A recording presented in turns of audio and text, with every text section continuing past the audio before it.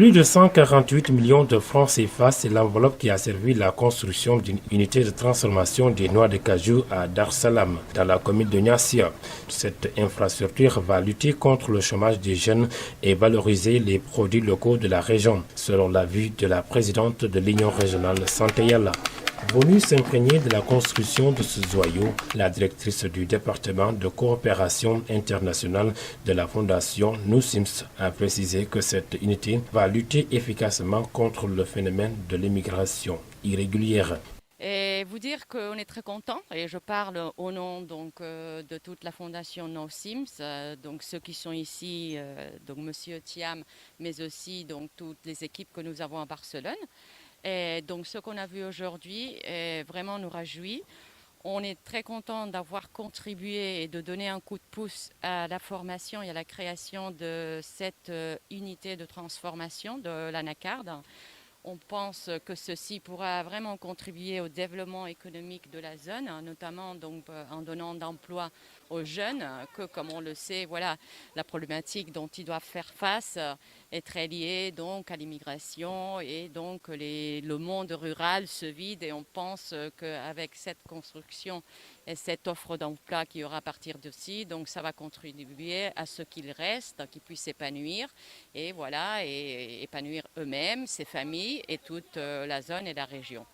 Donc on est très satisfait et de voir aussi qu'il y a cette association de femmes derrière, donc l'Union régionale de Santa Yala, et avec un fort leadership, avec une forte motivation, engagement. Donc on est sûr qu'une fois l'unité sera mise en place et aura commencé sa production, on est sûr qu'ils vont mettre tout leur envie et engagement pour que ça dure et ça soit vraiment soutenable. Donc on ne se fait aucun souci et on est là pour les accompagner. On vous remercie. Un projet qui va aussi lutter contre l'exode rural et booster le développement économique de la zone, a informé l'adjoint au sous-préfet de Niassia. Et ils ont tout fait pour réussir cette mission qui entre dans le cadre donc, de la création de milliers d'emplois et participe également au développement économique et social de l'arrondissement, du département et de la région de Ziguinchor.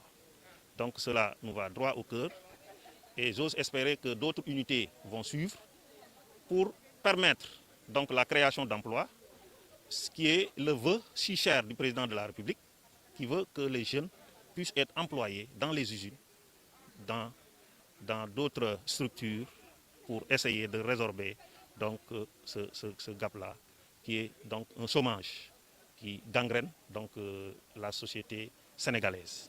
Voilà, donc cette unité va permettre également, parce que nous travaillons depuis un certain temps, pour le retour des populations déplacées. Ça va permettre à ces populations-là d'avoir donc des emplois au niveau de cette unité-là. Hein. Également, ça va permettre aux jeunes qui étaient partis pour essayer de chercher de meilleures conditions, de retourner au niveau de leur village. Comme vous le savez, ici, à Ziguinchor, il n'y a que des potentialités. Il y a la richesse. Et les jeunes doivent rester ici, travailler. Il y a la terre qui est là. Il y a également l'eau. Il y a également le fleuve. Il y a beaucoup d'activités génératrices de revenus. Et nous sommes prêts à accompagner ces jeunes pour les retenir au niveau de l'arrondissement, au niveau du département et au niveau de la région. Selon les informations de la présidente de l'Union régionale Santé Yalla, cette unité de transformation peut employer plus de 1000 personnes par an et lutter efficacement contre le chômage des jeunes. Aujourd'hui, nous sommes ici à Dar Salam, mais avant, je remercie le maire de la commune de Niassia.